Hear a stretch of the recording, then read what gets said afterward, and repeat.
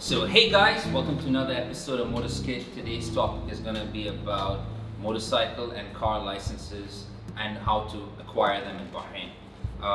Wasif's going to be handling the car section and Imran's going to handle the motorcycle section. This is something that we've wanted to do for a while, so let Wasif take off.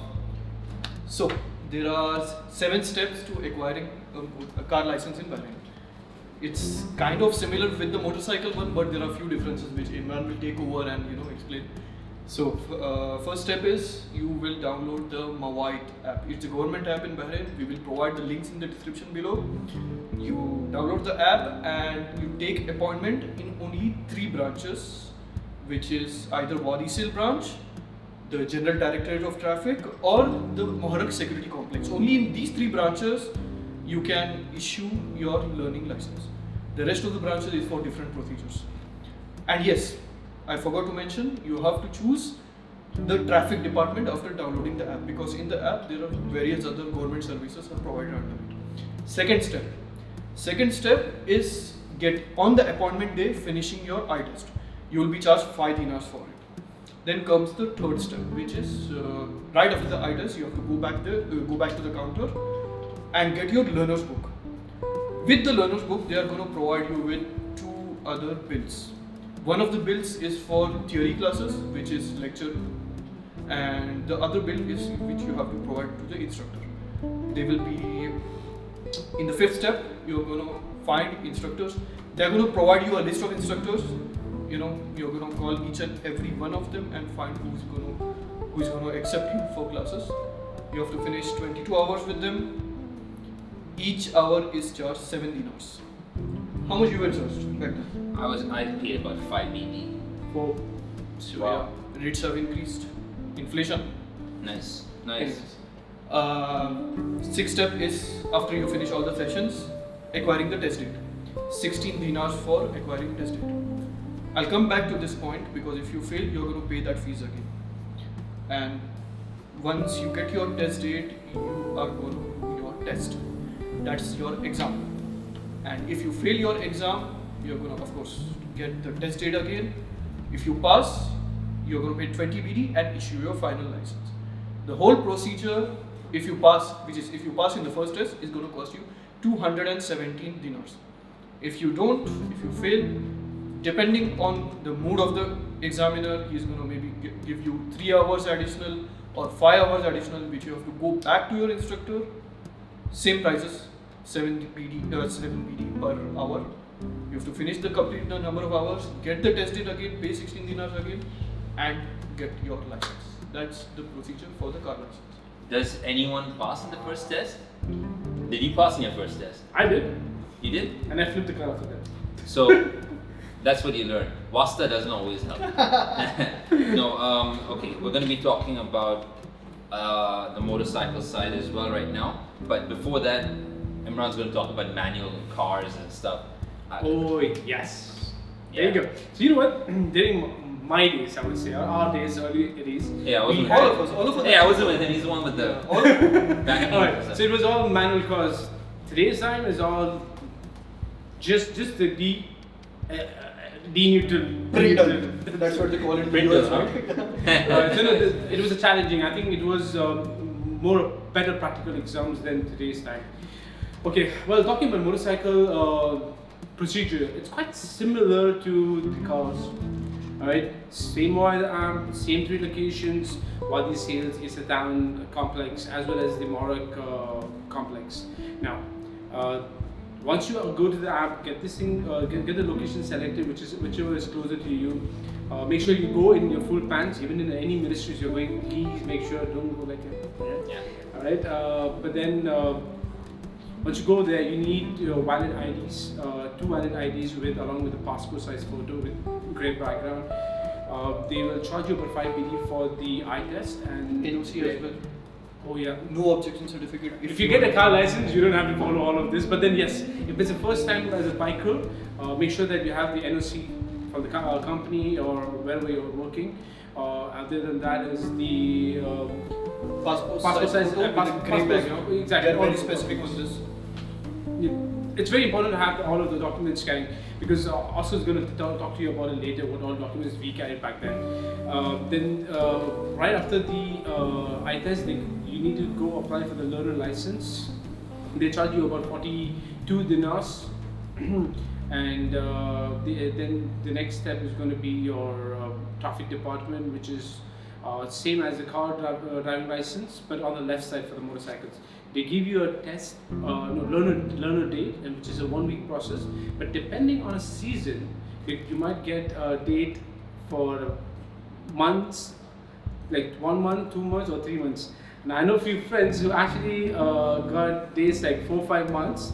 Now depending how good you're riding, okay, sometimes it's the look you have. The look you have. It could be because the law. I think it's about the size of your head. If you've got a big head, usually it's like extended. I'm Can you put his face over here? So you know what? It's a 1 week process.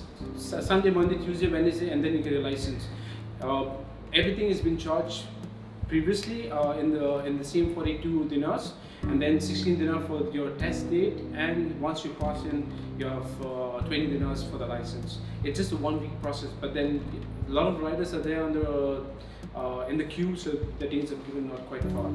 There's so much to talk about it. I will leave the floor at Oscar. Oscar, what was your way of what was the procedure back then?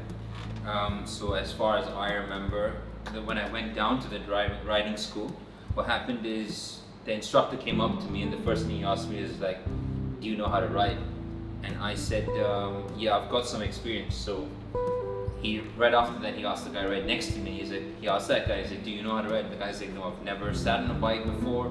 It's just something I want to experience for the first time, you know? So the guy was just like, okay, I don't know how to ride. So the officer in charge just like, told me, hey, go ahead, that's the bike, that's the key, go start the bike and take off.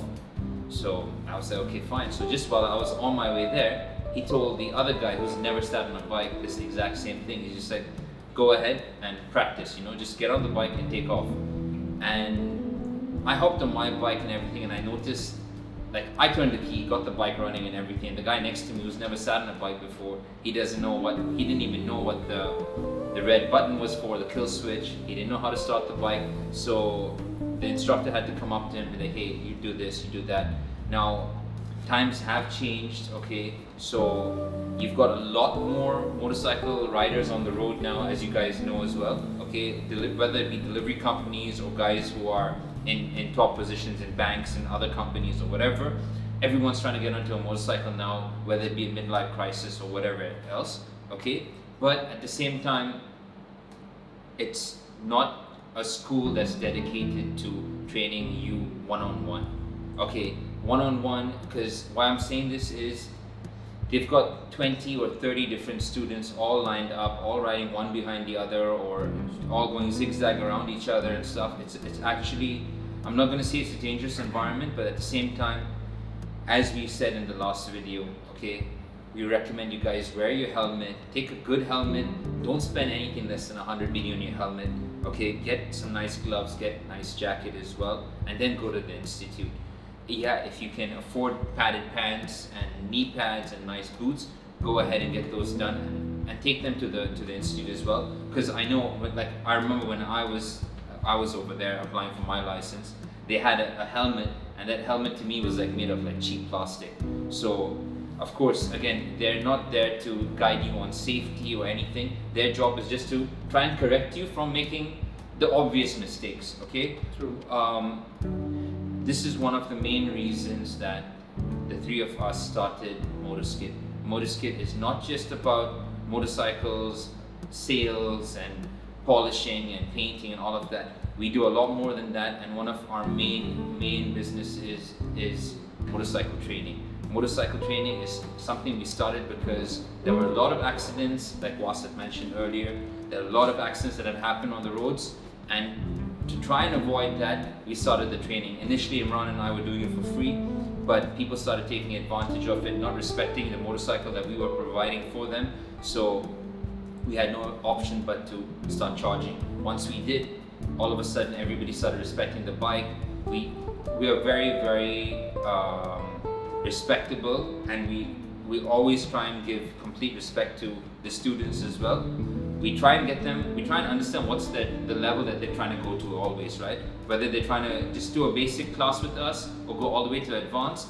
And we set up the class in such a way that it's usually every session is about 2 hours roughly, okay? And the third class always mostly ends up being a road training class. Okay, you're right. So the road training class is something that even though you've been on the road driving your car or you've sat as a passenger in someone's car, it's not the same feeling as being on a motorcycle, being on two wheels and being out in the wild is what I want to call it. Because people will be coming from all different directions. We always say this, that every 5 to 8 seconds minimum, you need to be looking in your mirror. You need to know who's behind you all the time, who's on the sides of you all the time. That's something we do in the course as well, okay? For fees and for any other questions regarding the courses and stuff, you can contact any of us. We're going to be attaching our numbers at the bottom of this video, okay? But at the same time, we're always available to give out tips and stuff. It's not always about making money and stuff. Our plan is to get people safer and try to understand what the roads are about and how dangerous it is, okay? What's your view on this, Wasif? So about our training sessions, I would say not just beginners have benefited from it, but even experienced riders. True. I mean, I had some experience of riding, but when I joined these guys, I learned a lot more. Like even riding on a daily basis, you are not aware of many things on the road. And like whatever tips I got from them, it was very, very, very helpful. So the training is not just for beginners. I had to clarify that. It is for experienced riders as well. You can learn a lot more. Now, I haven't till now, even though I'm with them, I haven't till now got the track training. Yeah. Oscar provides that, by the way. So, yeah, I mean, honestly, guys, there's so much to learn, okay? And Imran and I, even though we're instructors and stuff, we're always still learning new things. We're always watching new videos on YouTube, on Instagram. We're always sharing with each other, like, hey, why don't we try this out on the next ride? And we're gonna be doing a video recording of us all riding as well, along with the group as well. So you can see what kind of riding we do. And we're always talking on the centers, okay, and trying to explain to each other, like, hey guys, there's somebody right behind you. He's riding a little dangerous or he's driving dangerous. Try and pull up. Try and be careful and stuff. But we're gonna be talking to you guys about more things that can add to the safety as well. But for now, guys, so guys, something else I wanted to add to this as well is age is not a restriction and gender is not a restriction as well. We've trained a lot of women. We've trained. The youngest student we've ever trained was a 14-year-old, and the oldest we've ever trained, which we're so proud of, is a 67-year-old a student as well, who said he waited his entire life to ride a motorcycle because it was always in the back of his mind, but it never became a priority. And now he's got a lot of free time, and he's just like, this is what I want to do, you know. So I want you guys to understand that no matter what happens and stuff, try and get to experience the motorcycle riding. A very important thing that Imran and I always talk about is, for some reason, the women always end up being better riders than the men that we train. At least they come in with zero ego, or they come up with an open mind to our classes, and when they come to the classes, they pick up every single information that we talk about, and it's so beneficial to us as well. It makes the class so much easier. We've trained women who've never ridden cycles before. We've trained men that have ridden motorcycles, and sometimes when we compare the two of them, it's just one, you know, it's just so much easier for us as well to come in with an open mind. So take this information and try and understand that it's something that can be very, very beneficial to all of us. So guys, we want to thank you guys for all the effort so far you guys have been doing, supporting us so much, helping us to reach the 100 subscribers. So please, if you find this video informative, please like, share, and subscribe. Even the dislikes, honestly, we don't mind. It's motivation. Thank you guys.